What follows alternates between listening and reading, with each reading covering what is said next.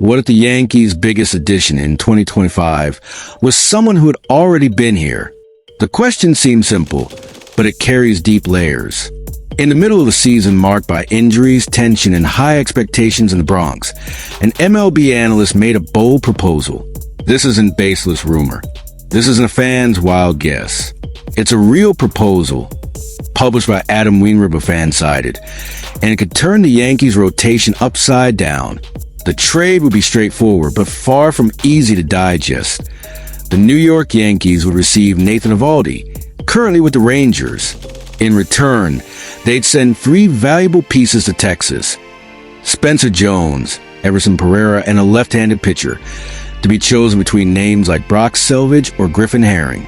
3 names from the future for a present that might not last. Is it worth it? To understand the weight of this proposal, we need to remember who Nathan Eovaldi is and what he represents. Eovaldi wore the Yankees uniform between 2015 and 2016. And even after leaving the Bronx, he built a solid reputation. He became a symbol of resilience, leadership, and postseason strength. Today, at 35 years old, Eovaldi's putting up impressive numbers. 4 wins, 3 losses, and a 1.56 ERA over 12 starts this season. But the most concerning stat isn't on a spreadsheet. It's behind the scenes. Eovaldi left his last start due to triceps tightness. A silent detail that carries massive weight, especially for a veteran still owed $25 million per year through the end of 2027.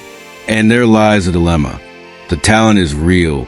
The production despite is still playing at a high level, but the risk represents a short-term. They're everywhere. On the other side of the scale is what the Yankees would have to give up, and that makes the conversation even more delicate. Spencer Jones is not just any name. He's the Yankees' second highest ranked prospect, a first-round pick from the 2022 draft.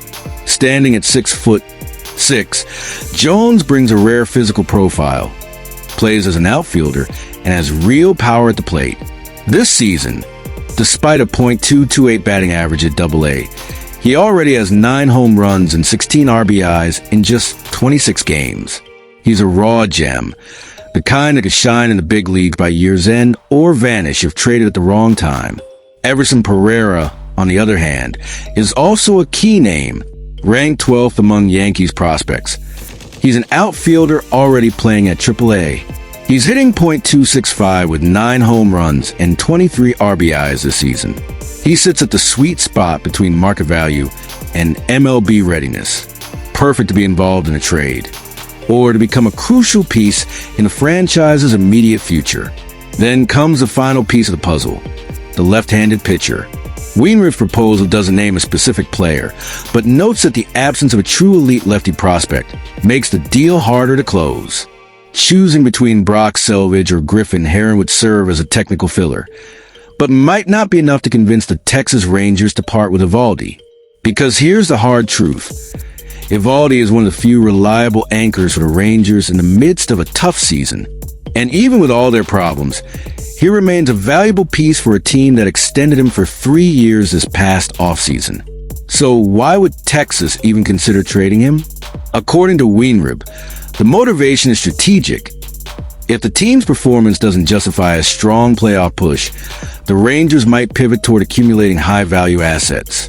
Trading Eovaldi for 3 young, controllable, high-upside players could be a way to restructure for medium term without going into full rebuild. But, as he puts it, the return would have to be impressive, not just good, spectacular. Which brings us back to the Bronx. The Yankees sit atop the American League East with a 34-20 record. They're surviving a storm of injuries, especially in the rotation. Garrett Cole remains out, still recovering from Tommy John surgery. Luis Gil, the breakout rookie, is nearing a return. According to manager Aaron Boone, Gil could take the mound as early as this Friday at Dodger Stadium, which will mark his first appearance since the end of February. Gil's return could ease the pressure, but it doesn't solve everything. Rotation depth is still a problem. Max Fried and Carlos Rodon are holding it down, but the group needs a third reliable arm, and that's where Eovaldi comes in. Is he the right horse to pull the carriage into October? Or just another veteran with a heavy contract and too many physical red flags to justify the risk? Weinrib cautions. Even with his talent, Eovaldi doesn't strike out as many batters as he should. And at 35, the decline could come quicker than expected. On the other hand, if there's a moment the Yankees must act, it's now, because one thing is clear. With the current roster, the margin for error is razor thin. The season is wide open. Time is ticking. And the trade deadline is approaching like a runaway train. So now I ask you, would you take this deal? Would you let Spencer Jones, Everson Pereira, and a young arm walk away for a veteran who could become a hero, or just another name on the injury list? Let us know in the comments. While Nathan Eovaldi's name still echoes through the corridors of Yankee Stadium as a solid hope to reinforce the pitching rotation, it's impossible to ignore that the real dilemma of the moment may actually lie on the ground. More precisely, in the Yankees' infield. The return of Jazz Chisholm Jr., now getting closer, raises a yellow flag over the team's current defensive setup.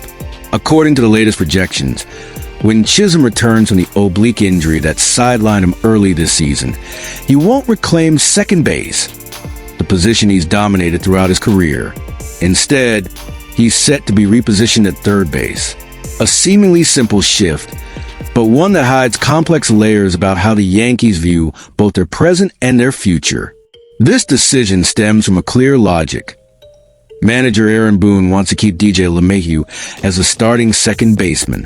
The veteran, a two-time batting champion, is still seen as a stabilizing anchor in the infield. Alongside him, Anthony Volpe, who has shown consistency at shortstop, stands as one of the few certainties in this turbulent Yankees campaign. And at first base, Paul Goldschmidt's impact has been exactly what the front office hoped for: offensive production, experience, and leadership. With all four infield positions seemingly locked in, the idea of further moves might seem unnecessary. But we're talking about the Yankees, a franchise that doesn't settle for just building a competitive team, but aims to stack talent. And more importantly, protect itself against the unpredictable. That's where the name Yoán Moncada enters the conversation.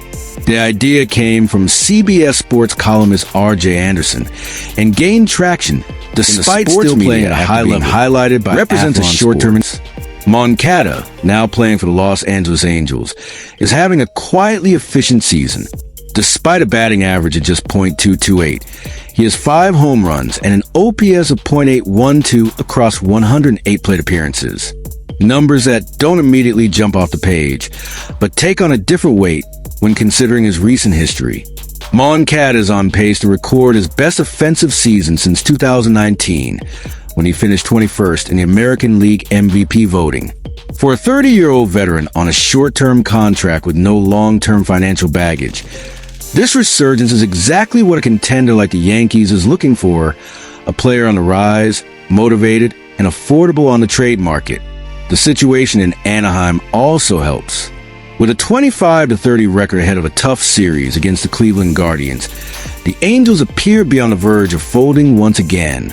And in seasons like that, it's common for players on expiring or low-cost contracts to be made available. Moncada fits that profile perfectly, and the Yankees are watching closely. But how do you fit another piece into an already set board? Moncada has played almost exclusively at third base since 2018.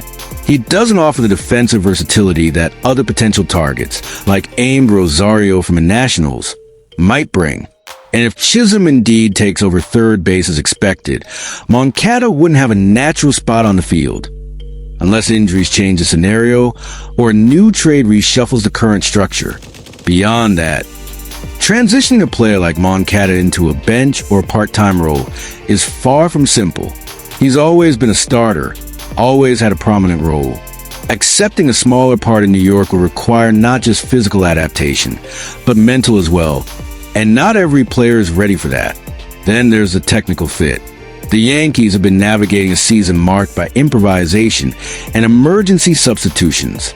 Injuries have disrupted the roster, and it's clear that the front office is trying to prepare for more unpredictability.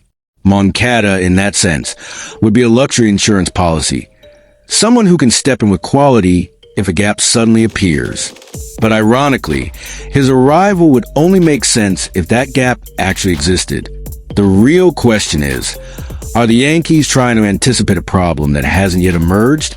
Or is there something happening behind the scenes, a more serious injury or an imminent trade, that would justify making room for Moncada mid-season? For now, the plan seems to be waiting for Chisholm's return and observing how he adapts to the new position. But that doesn't stop the front office from keeping quiet trade talks going. Moncada may not be the priority, but he's on the table. And in New York, where the pressure for results never stops, a single injury could turn a remote idea into an urgent necessity. When we add in the rumors about the search for a new pitcher, like Nathan Eovaldi, who remains firmly on the Yankees' radar, it's clear that the team is far from playing its final hand for 2025. The window is still open, and the movement is expected to intensify all the way up to the deadline.